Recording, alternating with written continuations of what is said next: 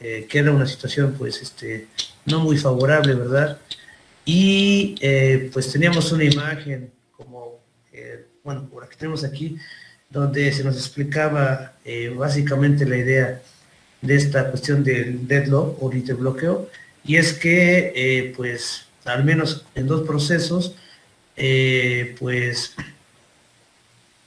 ambos van a tener ocupado algún recurso y van a estar esperando por otro recurso que pues en este caso no van a poder obtener porque está siendo retenido por algún otro proceso, ¿no?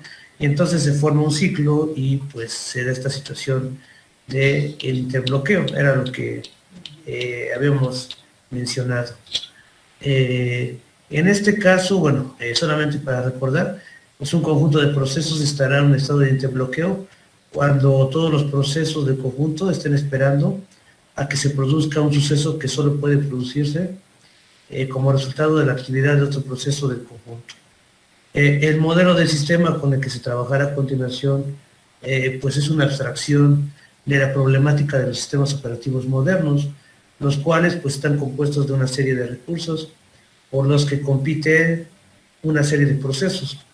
En esencia, pues los recursos se clasifican en varios tipos y cada uno de ellos tiene asociado una serie de instancias. Por ejemplo, si el procesador tiene dos núcleos de procesamiento, entonces el recurso procesador tiene dos instancias asociadas. También como una pequeña nota informativa, pues la solicitud y la liberación de recursos se traducen en llamadas al sistema. Un ejemplo representativo sería la dupla allocate free. En este caso, pues, esa parte, pues, a lo mejor se asemejaría a lo que en muchas ocasiones, perdón, ustedes han trabajado en la parte de asignación de memoria dinámica, reservan espacio y una vez que pues se utiliza y ya no se ocupa, pues se libera en este caso, ¿no? Principalmente, bueno, creo que en la parte de las estructuras de datos, cuando se mencionaba la parte de listas ligadas y eso, pilas y colas, pues era una manera de implementarlo en su momento, ¿no? Reservar la memoria para cada nodo o cada elemento de la pila y una vez que se eliminara, pues en este caso liberar dicha memoria como se menciona, ¿no? Entonces, bueno, a algo así se refiere esta parte. Típicamente un proceso ha de solicitar un recurso antes de utilizarlo y pues tiene que liberarlo después de haberlo utilizado. En modo de operación normal, un proceso puede utilizar un recurso siguiendo la siguiente secuencia. En este caso, pues ahí tenemos los dos procesos y los recursos.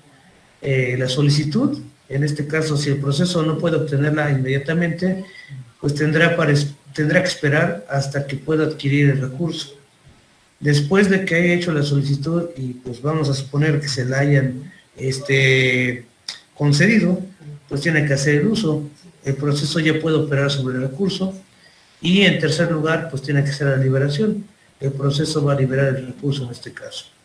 Los interbloqueos pueden surgir si se dan de manera simultánea estas cuatro condiciones de Kaufman. En ese caso, pues tenemos cuatro condiciones. La primera es la exclusión mutua. Al menos un recurso ha de estar en modo no compartido, es decir, solo un proceso puede usarlo cada vez.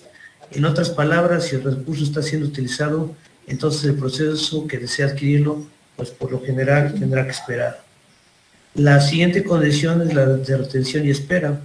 Un proceso ha de estar reteniendo al menos un recurso y esperando para adquirir otros recursos adicionales, actualmente pues retenidos por otros procesos. La tercera condición es la de no apropiación. Los recursos no pueden desalojarse, es decir, un recurso solo puede ser liberado de manera voluntaria por el proceso que lo retiene después de finalizar la tarea que estuviera realizando. Y la última condición es la de espera circular. Ha de existir un conjunto de procesos en competición.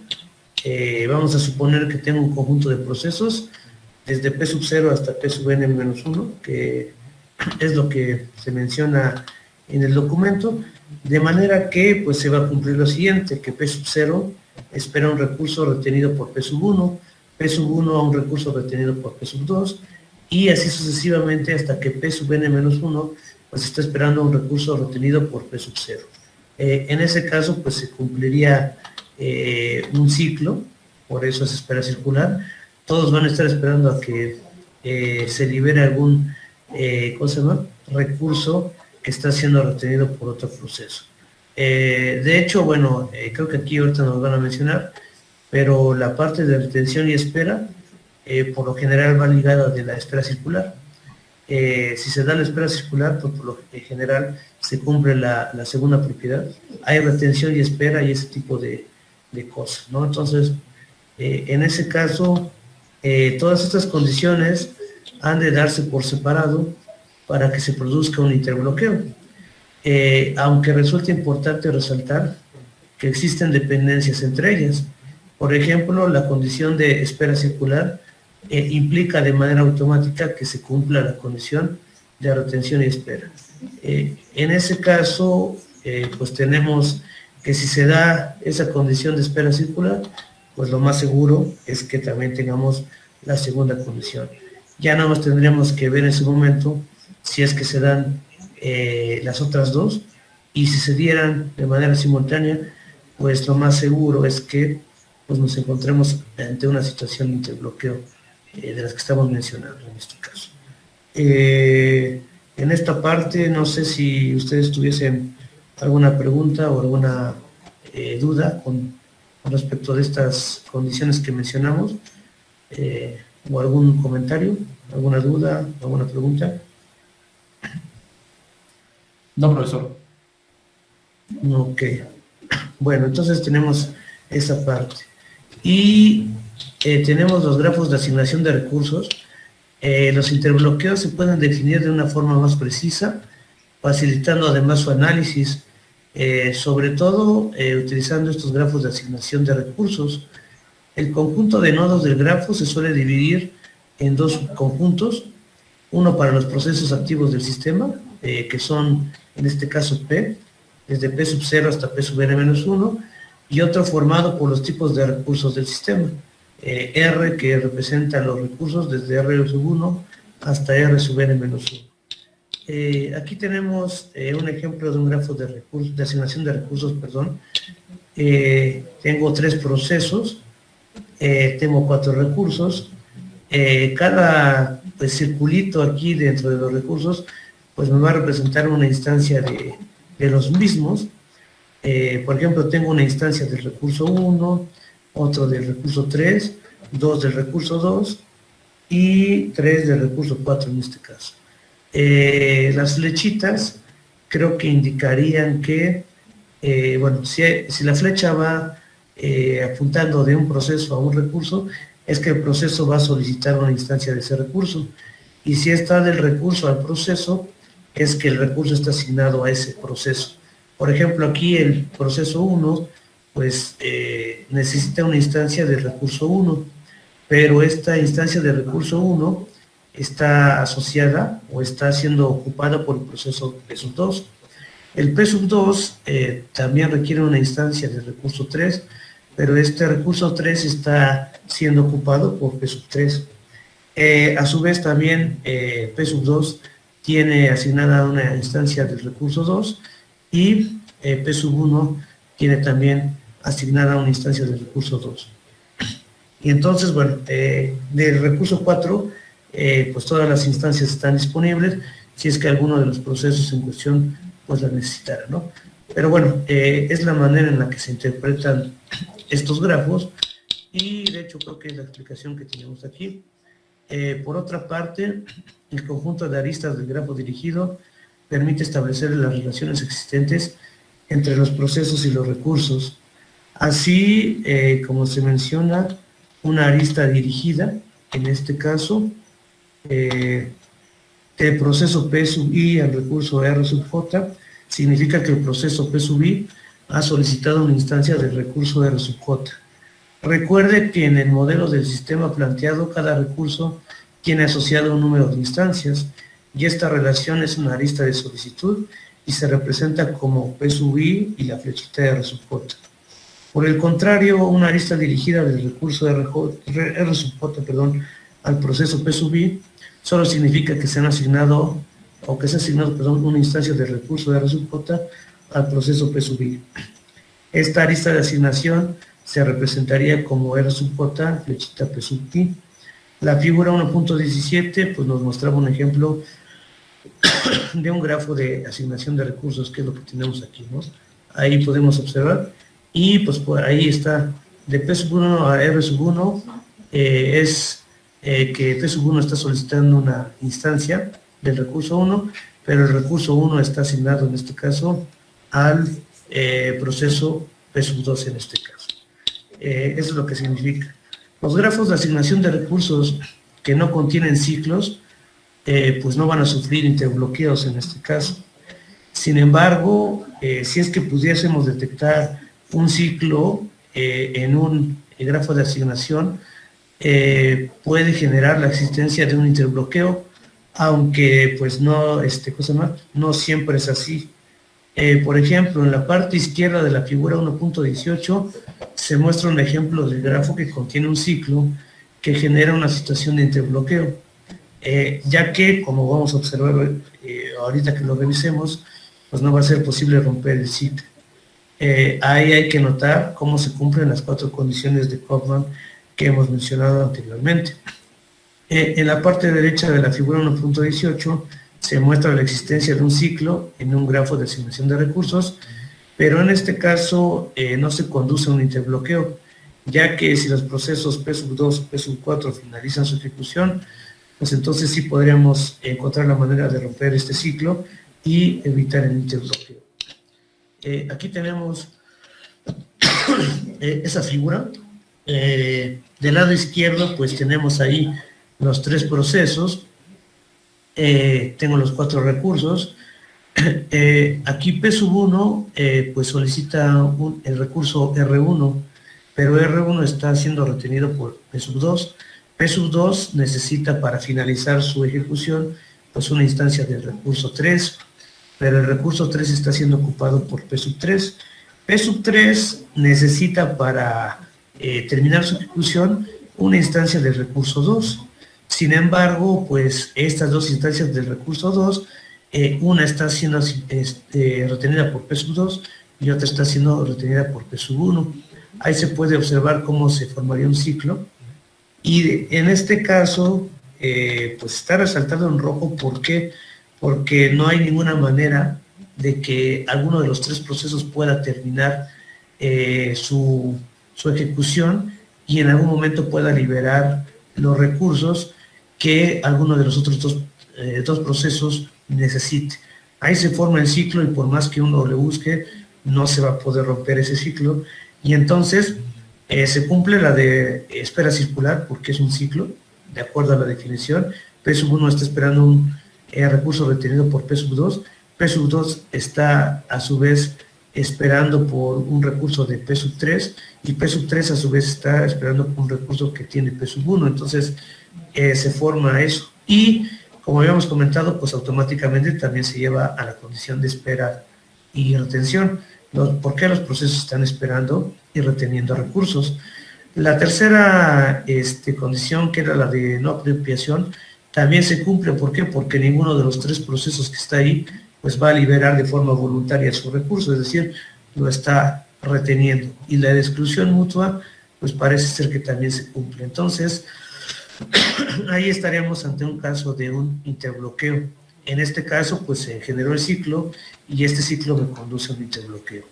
Ahora, del lado derecho, tenemos otro ejemplo donde también hay un ciclo. Sin embargo, aquí tengo el P sub 1, que necesita una instancia del recurso R1, pero el R1 tiene una instancia asignada a P sub 3 y otra a P sub 2. Y P sub 3 solicita un recurso de R2, pero estas 2 instancias, una está hacia P sub 4 y otra está hacia P sub 1. Aquí está el ciclo, P sub 1, P sub 3, ese es nuestro ciclo. Sin embargo, como se menciona, si el proceso P sub 2 o P sub 4 terminaran porque solamente necesitan este recurso o este en particular para terminar su ejecución. Si alguno de los dos terminara, pues se va a liberar uno de los recursos. Si es R1, pues ya podría ejecutarse P sub 1. Si es R2, pues podría ejecutarse también en este caso P sub 1 o P sub 3, dependiendo. Pero aquí sí hay una forma de romper ese ciclo, y ahí sí, ¿cómo se llama? En este caso sí se va a poder romper ese ciclo y no me genera un interbloqueo. Entonces, hay que analizar con ayuda de un grafo, si es que tengo ciclos, ver si de alguna manera lo puedo romper. Pues lo más seguro es que pues no se dé la situación del interbloqueo. Pero si no la logro romper, como es el caso de la izquierda, pues lo más seguro es que esté en una situación, perdón, de interbloqueo, como se comenta. En esa parte, no sé si tengan alguna duda con las imágenes que acabamos de revisar, o alguna pregunta, alguna duda o algo así. Todavía, o vamos claros todavía. Todo bien, profe. Bueno, ahí tenemos esa parte, ¿no? Entonces, bueno, ahí tenemos un ejemplo de un ciclo donde sí me genera un interbloqueo y otras donde no se genera el interbloqueo.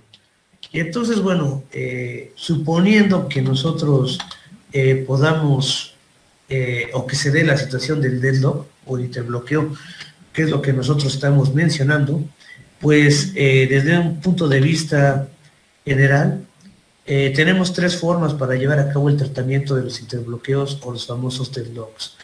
El primero es impedir o evitar los interbloqueos sin que se produzcan. La segunda es detectar y recuperarse de los interbloqueos, es decir, tener mecanismos para identificarlos y posteriormente pues poder solventarlos o solucionarlos. Y la tercera alternativa pues es ignorarlos, es decir, asumir que nunca van a ocurrir en el sistema.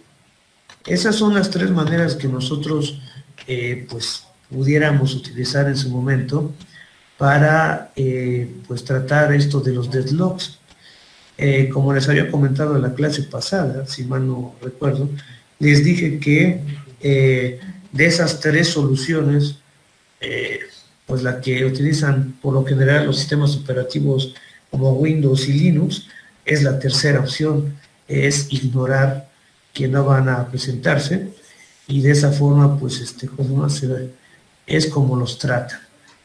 Porque las otras dos, bueno, vamos a analizarlas ahorita un poco más a fondo, pero bueno, para la segunda, de detectar y recuperarse, esa es una solución no muy práctica, o al menos que en la práctica requeriría de mucho, ¿cómo se llama? Pues de mucho tiempo, y pues en primer lugar, no hay muchos algoritmos para identificar los deadlocks, y segundo, tampoco hay muchos algoritmos para poder, en dado caso de que se detecten, pues cómo manipularlos o tratarlos para salir de la situación, ¿no?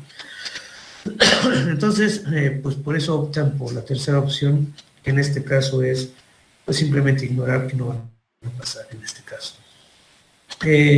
La figura 1.19 muestra un esquema general con las distintas alternativas existentes a la hora de tratar los interbloqueos.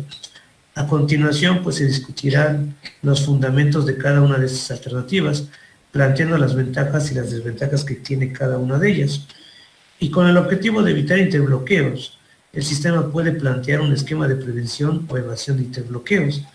Típicamente, pues las técnicas de prevención de interbloqueos se basan en asegurar que al menos una de las condiciones de Kauffman pues no se cumpla. Para ello, pues estos métodos evitan los interbloqueos, limitando el modo en el que los procesos realizan las solicitudes sobre los recursos. Por otra parte, si hablamos de la evasión de interbloqueos, pues se basa en un esquema más dinámico que gira en torno a la solicitud de más información relativa a las peticiones de recursos por parte de los procesos. Esta idea, como se menciona, se suele denominar política de asignación de recursos, y un ejemplo típico consiste en especificar el número máximo de instancias que un proceso necesitará para cumplir una tarea en específico. Bueno, antes de continuar, aquí pues tenemos este pequeño mapa o diagrama jerárquico, si ustedes quieren llamarlo así, donde pues se nos menciona lo que acabamos de comentar hace un momento. Son los diferentes métodos que yo tengo para el tratamiento del deadlock.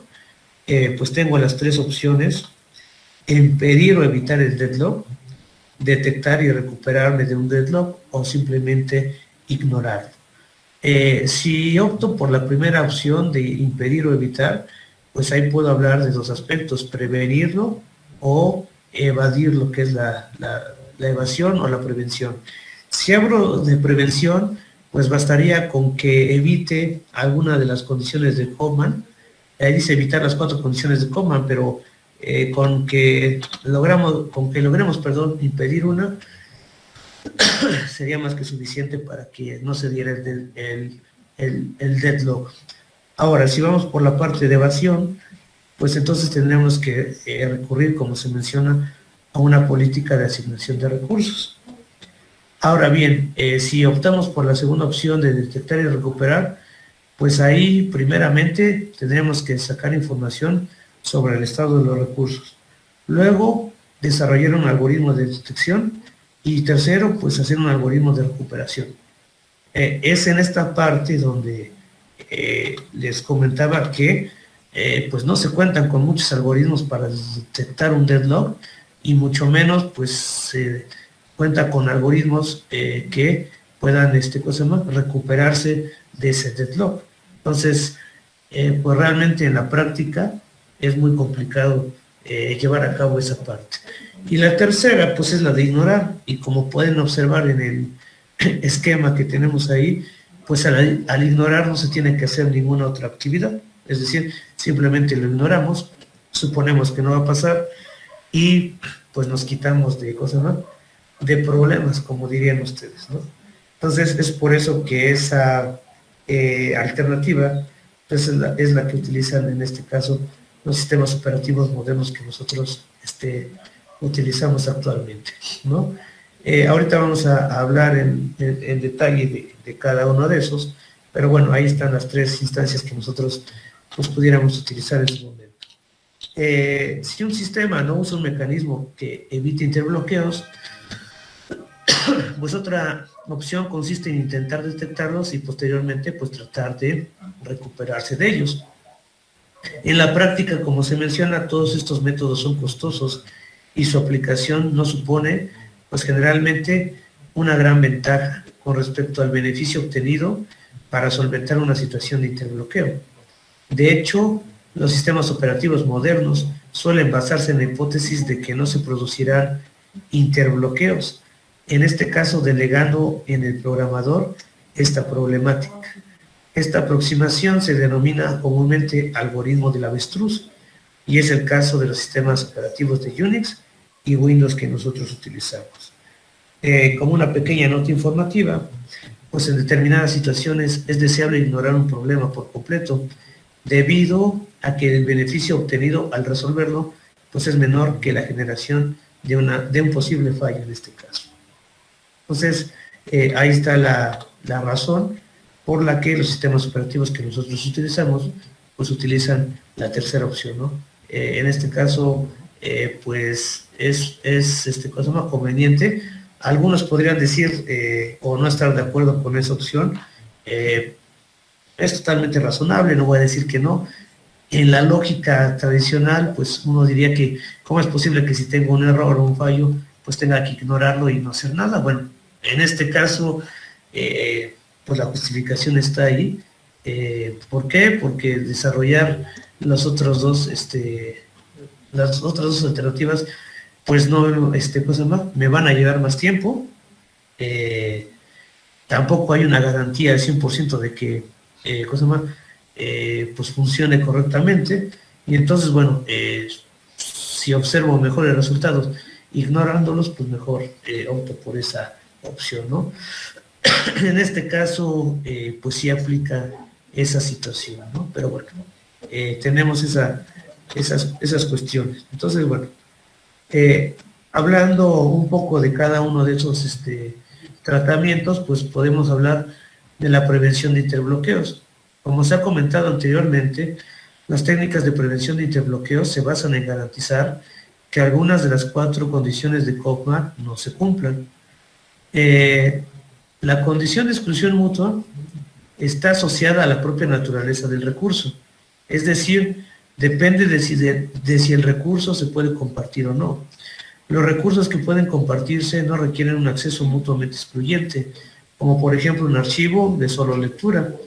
Sin embargo, en general, no es posible garantizar que se evitará un interbloqueo incumpliendo la condición de exclusión mutua, ya que pues existen recursos, como por ejemplo una impresora, que por naturaleza no se pueden compartir en este caso. En cuanto a la parte de la condición de retener y esperar, pues este caso se puede negar si se garantiza de algún modo que cuando un proceso solicite un recurso, dicho proceso no esté reteniendo ningún otro recurso. Y una posible solución a esta problemática pues consiste en solicitar todos los recursos necesarios antes de ejecutar una tarea. De este modo, la política de asignación de recursos decidirá si asigna o no todo el bloque de recursos necesarios para un proceso. Otra posible opción sería plantear un protocolo que permitiera a un proceso solicitar recursos, en este caso sí y solo si no tiene ninguno retenido. Ahí tenemos la pregunta: ¿qué desventajas presentan los esquemas planteados para evitar la condición de retener y esperar? Bueno, en ese aspecto existen dos planteamientos. Estos dos planteamientos, presentan dos desventajas importantes. La primera es una tasa baja o una baja tasa de uso de los recursos, dado que los recursos pueden asignarse y no utilizarse durante un largo periodo de tiempo. Y la segunda es el problema de la inanición, ya que un proceso que necesita recursos, en este caso muy solicitados, pues puede esperar de forma indefinida. Este problema de la inanición que se menciona ahí, es tan importante como el del interbloqueo, déjenme decir, es decir, pues podríamos solventar el problema del interbloqueo, pero pudiera darse el caso de que pues solventemos un problema, pero generemos otro. En este caso, pues de la inanición, es decir, los procesos van a tener recursos y a lo mejor no se van a optimizar al máximo esos recursos. En cuanto al uso, ¿por qué? Pues porque van a tener que estar esperando algunos procesos, a lo mejor un tiempo muy grande o, como se menciona ahí, un tiempo indefinido por esos recursos, y posiblemente pues jamás puedan tener acceso a ese tipo de recursos, ¿no? Entonces, pues prácticamente estaría yo resolviendo un problema, pero podría darse la situación de que al mismo tiempo esté generando otro proceso un poco más, si los comparáramos, pues podría yo decir que casi, pues sería un poco más grande el problema del interbloqueo, pero pues por muy poco también sería, y no es muy factible, el problema de la inanición que se menciona ahí, ¿no? Entonces, en ese caso, son las dos desventajas que pues se plantean en estas dos soluciones que mencionamos. Una era para resolver evitar la condición de exclusión mutua, y la otra para la de retención y espera, ¿no? Nos falta revisar las otras dos condiciones, la de no apropiación y la de espera circular, comentar cómo es que se pueden, pues en un momento, evitar. Y con que yo evite alguna de las condiciones que estamos mencionando, pues sería en principio suficiente para evitar que se diera este estado de interbloqueo, ¿no? Sin embargo, de manera implícita, voy a decirlo así, se puede generar otro tipo de problemas, sobre todo esta parte de la inanición, que tampoco es muy recomendada según la teoría que hemos revisado. Pero bueno, las otras dos condiciones, esas las voy a dejar para el día de mañana.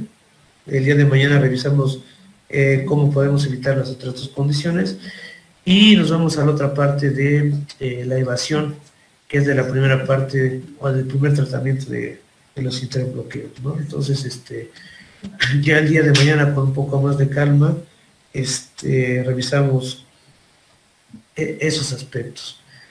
No sé si tengan alguna pregunta hasta aquí, o alguna duda, o algún comentario que quieran hacer. ¿Dudas, preguntas? Vamos bien, profe. ¿Sí? Bueno, ya veré. Todo claro. Ya veré cuando tengan que hacer el examen, si es que está claro en esa parte.